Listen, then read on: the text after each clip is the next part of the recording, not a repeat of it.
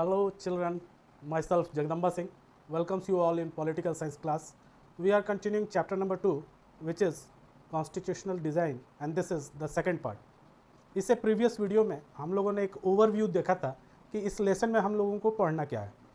अब हम लोग इससे आगे बढ़ते हैं और एक केस स्टडी को पढ़ने वाले हैं हम लोग आज, जो है साउथ अफ्रीका के बारे में, कि वहाँ पर किस तरह से एक जो एपाथाइड रिजीम था उसको ख़त्म किया गया और डेमोक्रेसी फिर से इस्टेब्लिश हुई इन साउथ अफ्रीका, और उसके बाद किस तरह से वहाँ कॉन्स्टिट्यूशन फॉर्म हुआ। इसको हम लोग आज के वीडियो में समझने वाले हैं। तो आज का टॉपिक है democratic constitution in South Africa. ये एक केस स्टडी है अबाउट साउथ अफ्रीका। तो वहाँ के सबसे बड़े नेता जो थे, leader, was Nelson Mandela, being tried for treason by the white South African government. वहाँ पर एक साउथ अफ्रीकन गवर्नमेंट रन कर रही थी। उसने नेल्सन मंडेला को उम्र कैद की सज़ा सुना दी और ये उम्र कैद की सज़ा उनको राष्ट्रद्रोह के कारण सुनाई गई। He was sentenced to life imprisonment in 1964। उन्हें उम्र कैद की सज़ा हो गई 1964 for daring to oppose the apartheid regime in this country. वहाँ जो एक एपाथाइड रिजिम चल रहा था, इस एपाथाइड रिजिम को हम लोग आगे समझने वाले हैं कि ये एपाथाइड रिजिम था क्या। इसको हम लोग आगे इसी वीडियो में समझेंगे, लेकिन अभी इतना समझें हम लोग कि जो वहाँ एक एपाथाइड रिजिम चल रहा था उस कंट्री में, साउथ अफ्रीका में, उसके खिलाफ नेल्सन मंडेला ने एक मूवमेंट लॉन्च किया जिसके कारण उनको राष्ट्रद्रोह का मुकदमा उन पर चलाया गया और उनको लाइफ इम्प्रिजमेंट यानी कि उम्र कैद की सज़ा हो गई। और he spent the next 28 years in South Africa's most dared prison, Robben Island. उसके बाद उन्हें 28 years तक, अगले 28 साल तक उनको कैद में रखा गया और सबसे कठिन जो वहाँ के कैद में से एक था जो कि रॉबर्ट आइलैंड में था, वहाँ पर उनको कैद कर दिया गया। तो आइए इन सब चीज़ों के पीछे क्या चीज़ें छुपी हुई थी, क्या था एपाथाइड रिजिम, इसको हम लोग समझते हैं। आइए एपाथाइड को समझने की कोशिश करते हैं। Apartheid a system of radical discrimination promoted by the white government.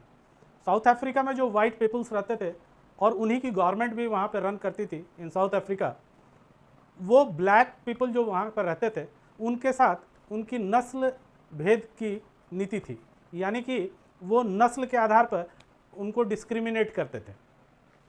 The system apartheid divide the people and level them on the basis of skin colour. और ये अंतर जो किया जाता था, डिस्क्रिमिनेशन जिस पे होता था, वो था उनके स्किन के कलर पर, यानी वाइट थे और ब्लैक जो थे वो ब्लैक्स थे by colour of their skin, और इसी के आधार पे उनके साथ डिस्क्रिमिनेशन होता था।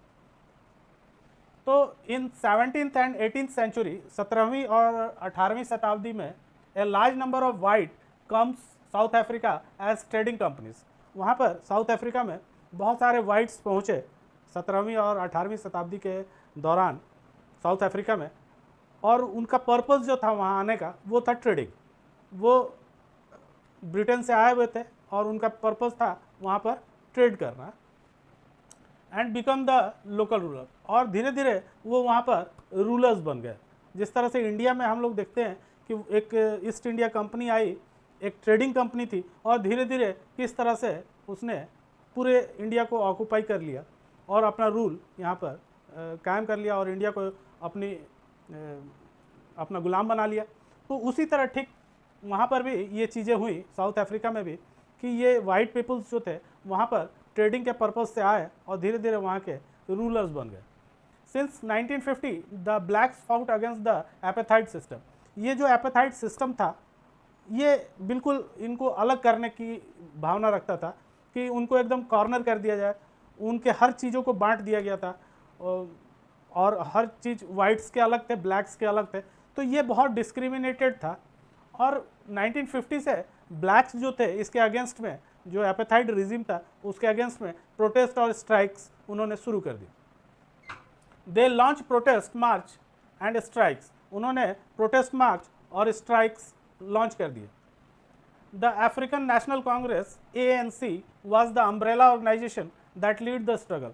और इस स्ट्रगल को लीड करने वाले जो एक पार्टी थी साउथ अफ्रीका की, जो ब्लैक्स की पार्टी थी, वो थी अफ्रीकन नेशनल कांग्रेस, जिसको शॉर्ट में हम लोग ANC के नाम से भी जानते हैं। इसी ने ही उस मूवमेंट को, जो एपेथाइड रिजिम के खिलाफ चलाया गया मूवमेंट था साउथ अफ्रीकन ब्लैक्स के तरफ से, उसको लीड किया इस एक पार्टी ने। Several countries denounced apartheid as unjust and racist. बहुत सारी कंट्रियों ने ये अनाउंस किया कि ये जो एपेथाइड रिजिम चल रहा है ये बिल्कुल रेसिस्ट है और अनजस्ट है और इसको ख़त्म किया जाना जरूरी है। लेकिन फिर भी but they continue to rule by detaining, torturing and killing thousand of blacks.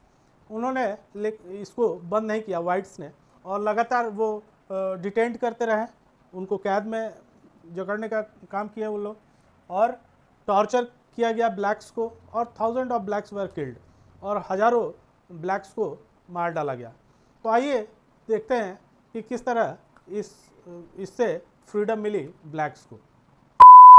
आइए देखते हैं किस तरह प्रोटेस्ट तेज होने लगे साउथ अफ्रीका में। As protest and struggle against apartheid has increase, the government realized that they could not longer keep the blacks under their rule through repression।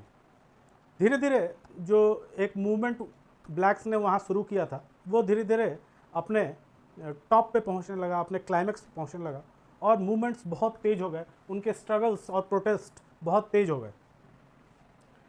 और द गवर्नमेंट रियलाइज, और वहाँ की गवर्नमेंट जो white government थी उसको ये लगने लगा कि अब वो समय नहीं रह गया कि हम लोग बहुत दिनों तक ब्लैक्स को रिप्रेस करके रख सकते हैं, उनको दबा करके रख सकते हैं। अब वो समय आ गया है कि इनको हम लोगों को छोड़ना होगा। तो the white regime change it's policy, और उन लोगों ने, वाइट्स ने अपनी पॉलिसीज़ को चेंज करना शुरू किया। डिस्क्रिमिनेटरी लॉज वेयर रिप्लेस्ड, जो डिस्क्रिमिनेटरी लॉज थे उनको चेंज धीरे धीरे वाइट्स करने लगे। Ban on political parties and restriction on the media were lifted. Media और पॉलिटिकल पार्टीज़ पे जो बैन लगा हुआ था, वाइट्स के द्वारा लगाया गया था, उनको धीरे धीरे रिलीज़ किया जाने लगा, उन पर से बैंड्स को हटाया जाने लगेगा, और ये एक तरह से आज़ादी का इंडिकेशन था। After 28 years of imprisonment, Nelson Mandela walked out of the jail as a free man. और 28 साल के लंबी कैद के बाद नेल्सन मंडेला को एक बार फिर आज़ादी का स्वाद लेने के लिए बाहर निकले, वो आज़ाद हुए। और at the midnight of 26 April 1994 the new national flag of the Republic of South Africa was unfurled. और हम लोग देख रहे हैं कि 26 अप्रैल 1994 को वो समय आ गया जब आज़ाद कर दिया गया साउथ अफ्रीका को, और वाइट्स का जो एक डोमिनेशन लगातार इतने दिनों से बना हुआ था वो इसके साथ ही समाप्त हो गया। और पहली बार मध्य रात्रि को 26 अप्रैल 1994 को उन लोगों ने अपने साउथ अफ्रीकन फ्लैग को होस्ट किया। A new democracy was born, और इसी के साथ एक नए डेमोक्रेसी का जन्म साउथ अफ्रीका में हुआ। अब चूँकि वो लोग एक आज़ाद मुल्क हो गए थे साउथ अफ्रीका में, वाइट्स का डोमिनेशन ख़त्म हो चुका था और देश आज़ाद हो गया था। अब वो समय था कि साउथ अफ्रीका में नए कॉन्स्टिट्यूशन को कंस्ट्रक्ट किया जाए। तो आइए समझते हैं कि किस तरह से वहाँ पर नए कॉन्स्टिट्यूशन को फ्रेम आउट किया गया। आज़ाद साउथ अफ्रीका के पहले प्रेसिडेंट बनाए गए नेल्सन मंडेला। तो Nelson Mandela become the first president of new south Africa. आज़ादी के बाद जो नए साउथ अफ्रीका का जन्म हुआ था उसके पहले प्रेसिडेंट नेल्सन मंडेला को बनाया गया। Black leaders appealed to fellow blacks to forgive the whites, और जो ब्लैक लीडर्स थे उन्होंने अपने फॉलोअर्स को ये निर्देशित किया कि वो जो वाइट्स हैं उनको वो लोग माफ़ कर दें, उनकी जो भी गलतियां रही हैं उसके लिए उनको क्षमा किया जाए। They said let us build south Africa based on equality. उन लोगों ने कहा, यानी ब्लैक्स ने कहा कि आइए हम लोग एक नए साउथ अफ्रीका का निर्माण करेंगे और जिसमें जो बेस्ड होगा equality for all races and man and women, जहाँ सभी रेसेस, सभी नस्लें एक समान होंगी, उनमें इक्वालिटीज़ होंगी। साथ में मेन और वुमेन में भी इक्वालिटी देखी जाएगी यहाँ पे। No democratic values, on democratic values, social justice and human rights, कुछ वैल्यूज़ को भी ऐड किया जाएगा, जैसे कुछ डेमोक्रेटिक वैल्यूज़ हैं जिनको कॉन्स्टिट्यूशन में ऐड किया जाएगा।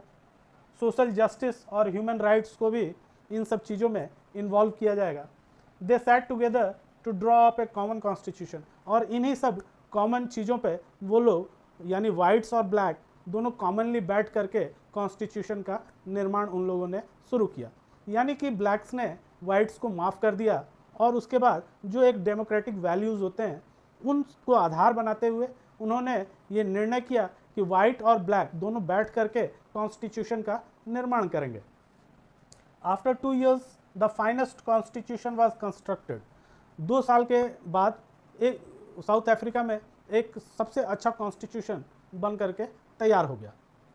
The south African constitution inspires Democrats all over the world, और जितने भी डेमोक्रेसी को फॉलो करने वाले लोग थे उनको साउथ अफ्रीका ने इंस्पायर्ड किया अपने कॉन्स्टिट्यूशन के द्वारा। जिस तरह से उन्होंने फ्रेम आउट किया था अपने कॉन्स्टिट्यूशन को वो काबिल तारीफ था।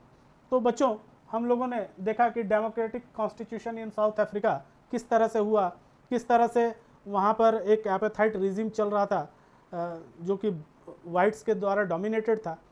उसको मूवमेंट्स चलाकर और उसके एक लंबे संघर्ष के बाद ब्लैक्स ने उस डोमिनेशन को तोड़ा और फिर दोनों ने बैठ करके एक नया कॉन्स्टिट्यूशन जो कि एक डेमोक्रेटिक फ्रेमवर्क में था उसको कंस्ट्रक्ट किया, और तब से ये साउथ अफ्रीका में लागू हुआ। तो बच्चों, उम्मीद है आपको ये समझ में आया होगा अच्छी तरह से। तो दोस्तों के साथ शेयर कीजिए, लाइक कीजिए वीडियो को और सब्सक्राइब कीजिए। Thank you.